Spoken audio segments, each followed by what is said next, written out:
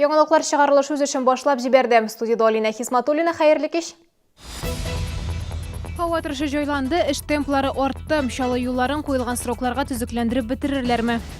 Яңа мәктәп укучылар кабул итә. 36-нчы комплекста урнашкан заманча уку йортында белем алырга теләүчеләр гаризалар тапшыра. Комбайнер уңыш җыярга әзерме? Татарстанда авыл хуҗалыгы техникасын тикшерәләр. Һава торышы аркасында булган тоткарлыклар өчен хәзер икеләтә артыграк эшлиләр. Юлчылар һәм төзүчеләр эш тәртибенә үзгәрешләр кертте. Бүген шәһәрдәге ремонт эшләренең яртысы тәмам. Аларның барышы белән Наил Мәхдиев танышты. Быел Чаллыда юллар төзелешенә 1 миллиард 625 миллион сум акча бүленгән. Төзекләндерү шәһәр эчендә һәм сәнәгать зонасында бара. Промышленный урамында ремонт эшләренә 1 июльдә керешкәннәр. Юлчыларга 6,5 чакрымны яңартырга кирәк. Юллар һәр юнәлештә дә 2 полосалы булачак. Эшләрне 30 августка төгәлләргә тиешләр. Әмма объектны вакытыннан алдарак тапшырырга ниятлиләр. На сегодняшний день мы работаем пока только в дневную смену. Это с 6 до 10 вечера. Но есть такие моменты, что здесь трудные будут узлы, где нам придется переместить свою работу в ночное время, дабы не затруднять проезд стороннего транспорта. Һава торышы уңай булганда Нариманов урамында да эш кайный. Ремонт Мәскәү проспектыннан Шамил Усманов урамына кадәрге участокта башкарыла. Төзекләндерү өчен 800 миллион сумга якын акча каралган. Төзекләндерүне 12 октябрьгә кадәр тәмамларга тиешләр. Задача одна, надо торопиться работать. Сейчас погода дает возможность, нагоняем темп. Да. Из-за погоды мы стояли. Там не только с асфальтом, там еще работы есть по благоустройству, тоже надо. Сейчас все уже просохло. По благоустройству город Залихоз вышел с работами, краевые полосы отсыпают, они черноземят.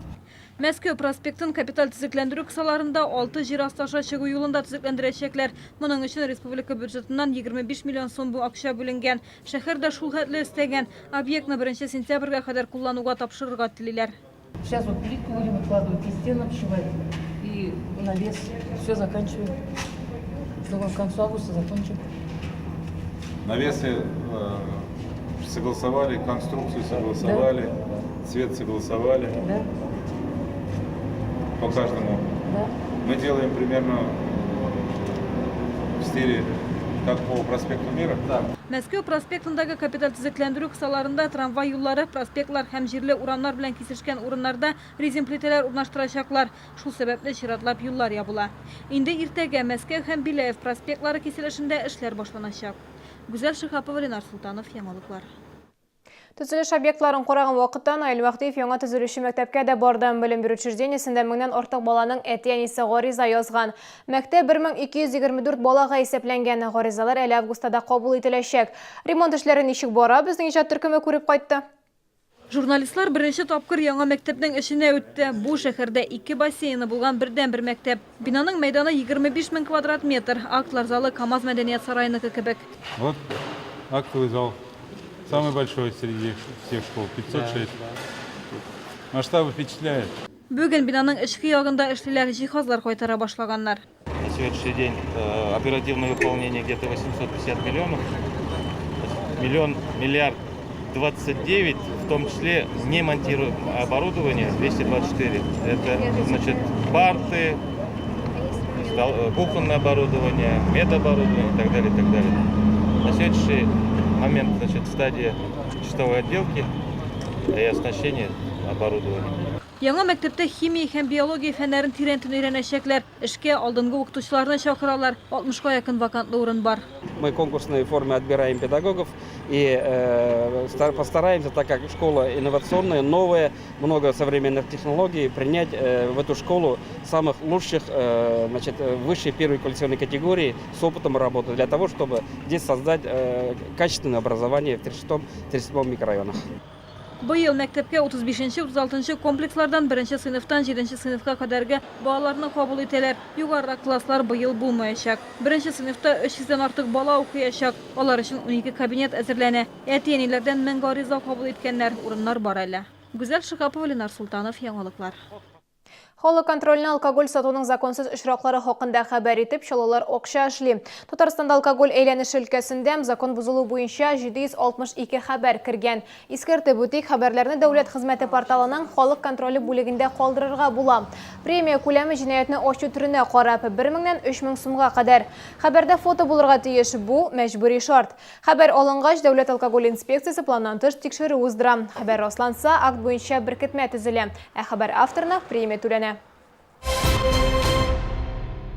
Һава торышында карамыйча, бу икмәк уңышы булырга вәгъдә итә. Иң мөһиме вакытында урып җыярга. Синоптиклар фаразына караганда, авыл хуҗалыгы белгечләренә ашыгырга кирәк. Татарстан хуҗалыкларында исә техниканың әзерлеген тикшерәләр.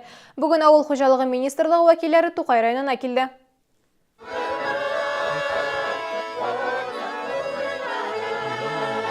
Сейдәш хуҗалыгында ел сайын урып җыю алдыннан кечкенә генә бәйрәм оештыралар. Җирле иҗат төркеме концерт куя, кыр батырларына табигатьтә өстәләр әзерлиләр. Моңа кадәр комбайнчылар зур эш башкарган, сабантуй тәмамлануга техниканы төзәткәннәр. Хәзер комбайннар өр-яңа булды диялар. Әзерләдек инде, эшләргә инде. Погодасы бирсә, шул. Урып җыюга укучыларын да җәлеп итәләр. 12 яшьлек Ислам комбайнчы ярдәмчесе булып урнашкан. Каникулларны да файдалы үткәрермен, акчада эшләрмен ди ул. Акча түлиләр аңа. Эшләргә ярата.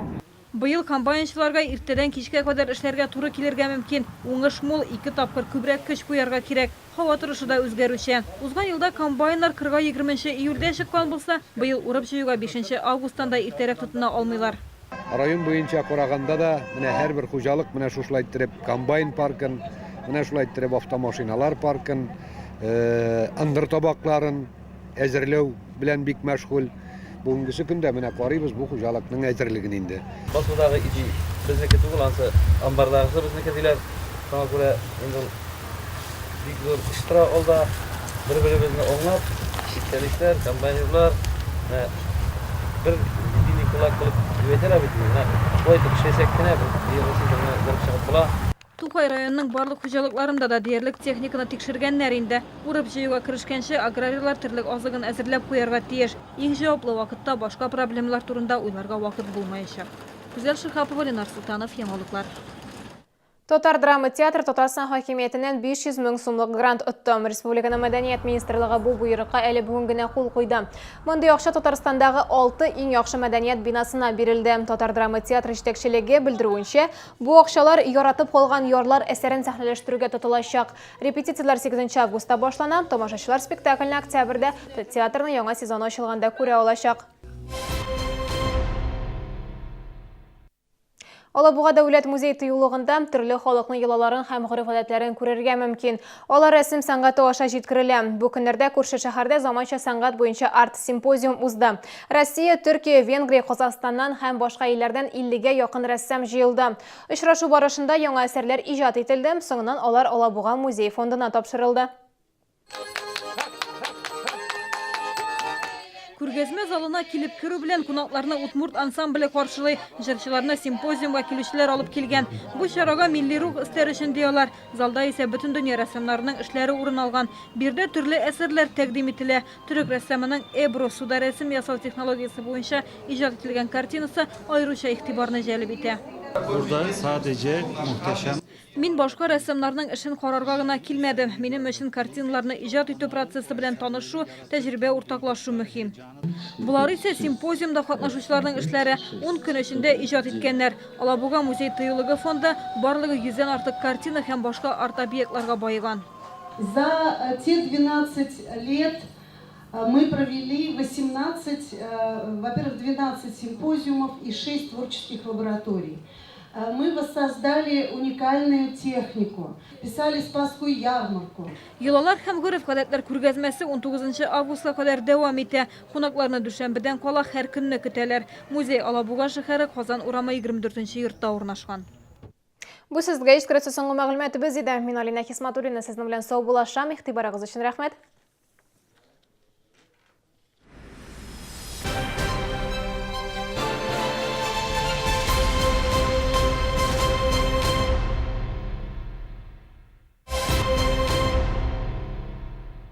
С 18 по 23 июля белорусская ярмарка. Одежда, обувь, продукты питания. Отличное качество по отличным ценам. Ждем вас у ДК «Энергетик». С 14 по 21 июля прими участие в конкурсе. Придумай слоган для мороженого «Сабантуй» на русском или татарском языках. Выиграй фирменные призы от компании «Славица».